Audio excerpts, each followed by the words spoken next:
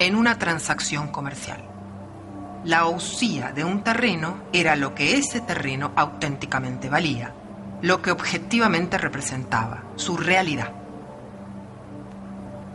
La palabra fue traducida luego por los romanos como substantia, es decir, lo que está por debajo, lo que sostiene.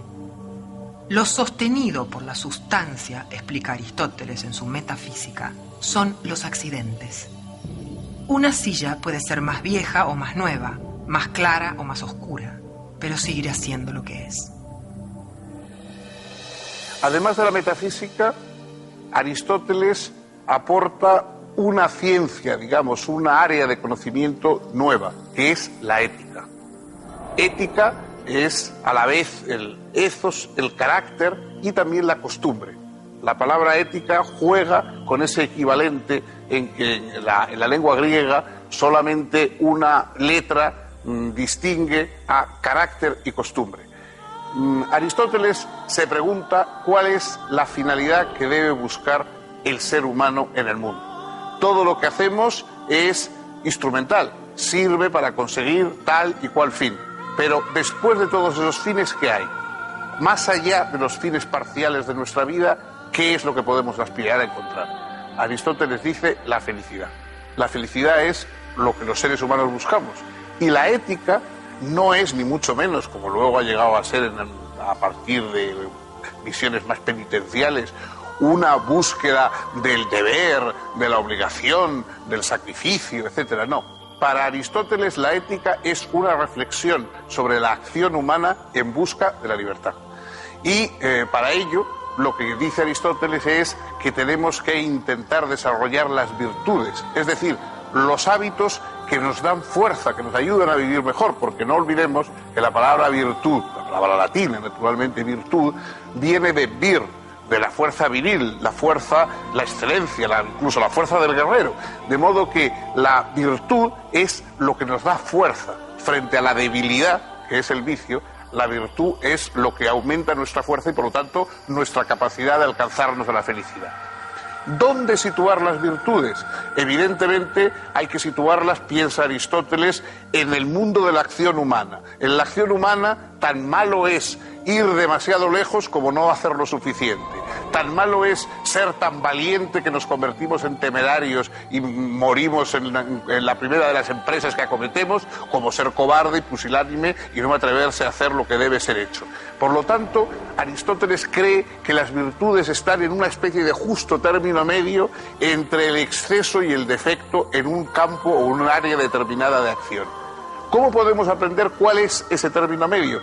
Para Aristóteles no se basa exclusivamente en una definición de tipo teórico. Tenemos que verlo en la práctica, puesto que la ética tiene que relacionarse con la práctica, tenemos que buscar el modelo de nuestras acciones en la práctica. Hay que fijarse en los spudaioi, en los excelentes, en los magníficos. Es decir, cuando yo me pregunto ¿qué es verdaderamente el coraje? Debo pensar, ¿a quién quisiera yo tener a mi lado si estuviera en un momento de peligro? Esa persona en la que pienso es la que me puede indicar qué es el coraje, porque esa persona será un valiente. Si yo pienso qué es la generosidad, pues digo, ¿a quién recurriría yo si estuviera en un apuro, si necesitara a alguien que me apoyase, que me acompañara, que me prestara dinero o lo que fuese? Esa persona en la que pienso es el generoso. Él es el que puede enseñarme en qué consiste la generosidad. Es decir, la reflexión sobre la acción y la virtud no es meramente teórica, sino que busca modelos en la vida práctica.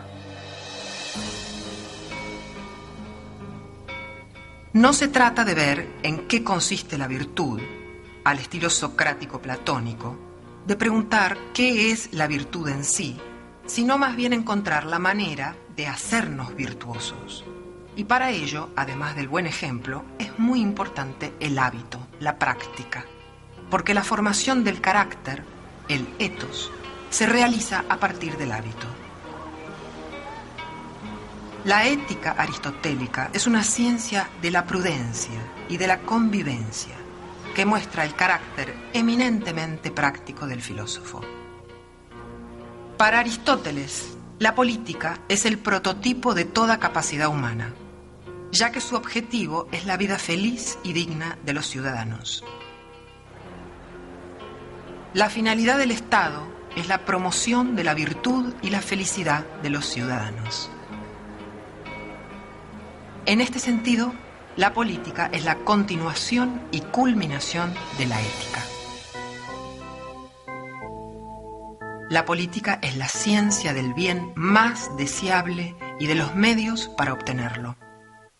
Ese bien más deseable es la vida noble y feliz. Los sofistas predicaban que los principios de la vida social son meramente convencionales y contrarios a la naturaleza. Aristóteles sostuvo, en cambio, que el hombre es, por su propia naturaleza, un animal político, destinado a vivir con otros hombres en el ámbito de la polis. Los sofistas afirmaban también que el Estado surge artificialmente de un contrato que restringe la libertad de cada uno en defensa de sus intereses mutuos. Él mostró que nadie es libre ni plenamente humano fuera de la comunidad política, y que ella no se organiza solo en torno de necesidades comunes, sino también por objetivos compartidos entre sus integrantes. Todos estos temas fueron redactados en forma provisional y fragmentaria por Aristóteles en 8 capítulos, que fueron revisados y ajustados una y otra vez por el filósofo, hasta que finalmente los agrupó en un tratado conocido con el nombre de Política. Este carácter práctico también se refleja en su física, que explica el movimiento mediante su teoría de las 4 causas y sus nociones de acto y potencia. Según Aristóteles, la realidad es un organismo profundamente dinámico.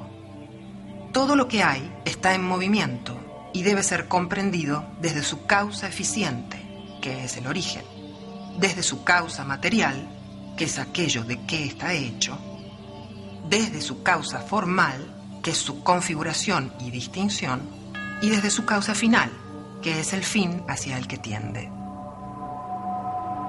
Todo proceso natural es, pues, comprensible para el hombre que tenga la suficiente paciencia de preguntarse ordenadamente por su causa.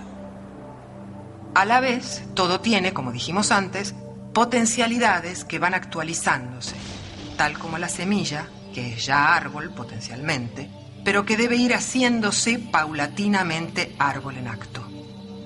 Y así el universo se presenta como un espectáculo en el que optimistamente todo va siendo lo que debe ser. Además, debe haber algo que sea un primer motor no movido. Eso sería, para Aristóteles, Dios. Dios como acto puro, primer motor que mueve sin distancia a todo lo demás. Plenitud sin carencia alguna. Aristóteles lo definía como vida feliz y perfecta, goce infinito, pensar que se piensa a sí mismo. El hombre puede tener solo un atisbo de esa plenitud gozosa en la medida en que participa de la inteligencia contemplativa. Como ocurre en el caso de Platón, es imposible exagerar la influencia que Aristóteles ha tenido en los siglos posteriores. Literalmente podemos decir que intelectualmente vivimos de él, porque además aportó una serie de instrumentos mentales que seguimos utilizando. Cuando hablamos de sustancia, cuando hablamos de accidente, de potencia, de acto, cuando hablamos del mecanismo lógico, que repasamos los silogismos, las conclusiones que se sacan de unas premisas, etcétera, todo eso nos lo ha brindado Aristóteles. Una extraordinaria caja de herramientas mentales que seguimos utilizando, que primero se dieron en su discurso en griego, después se tradujeron al latín, después a cada una de nuestras lenguas, y hoy ya manejamos esos términos como si fueran algo dado, como si fueran términos comunes, cuando todos ellos aparecen en la obra de Aristóteles, porque además Aristóteles tenía el genio de la definición. era capaz de brindar definiciones precisas y montar y desmontar, digamos, las piezas del gran rompecabezas mental, pasando del análisis, es decir, de la separación de las piezas, a la síntesis, la reconstrucción de los diversos elementos de un razonamiento, de un planteamiento discursivo, etcétera. Por supuesto, todavía todo eso sigue vigente. Inevitablemente han cambiado muchas cosas. No, la lógica ya no es meramente la lógica aristotélica como lo fue durante siglos y siglos, sino que hoy ya tenemos otro tipo de lógicas más formales, basadas en principios diferentes, pero la base lógica y todavía lo que entendemos normalmente por razonamiento lógico, la mayoría de los profanos, es y deriva de lo que planteó Aristóteles. La ciencia ha avanzado enormemente y ya no responde ni la astronomía ni la física a lo que planteó Aristóteles, pero el vocabulario, los temas, las intuiciones aristotélicas, yo creo que todavía siguen vigentes. Hay una prueba de hasta qué punto él podía ser un científico minucioso y exacto. En uno de sus muchos libros, evidentemente hay errores en la obra de Aristóteles como en la de cualquiera, pero en uno de sus libros él dice que existen unos peces que hacen nidos, ¿no? Bueno, durante mucho tiempo eso se consideró que era pues uno de los errores que incluso un genio como Aristóteles podía cometer. Y recientemente, a comienzos del siglo XX, en unas pequeñas islas jonias, allí en el mar de la Jonia, se encontró un tipo de pez que hasta entonces era desconocido y que efectivamente hacía en las rocas unos nidos semejantes a los que describía Aristóteles. De modo que hasta ese punto todavía a lo largo del tiempo Aristóteles puede dar una sorpresa. En el campo conceptual ese magisterio continúa hasta hoy intacto. Bueno, hasta aquí hemos llegado hoy, hemos repasado esta obra fundamental de la filosofía. El próximo día continuaremos un paso más, un filósofo más, por esta discusión reflexiva sobre el pensamiento occidental.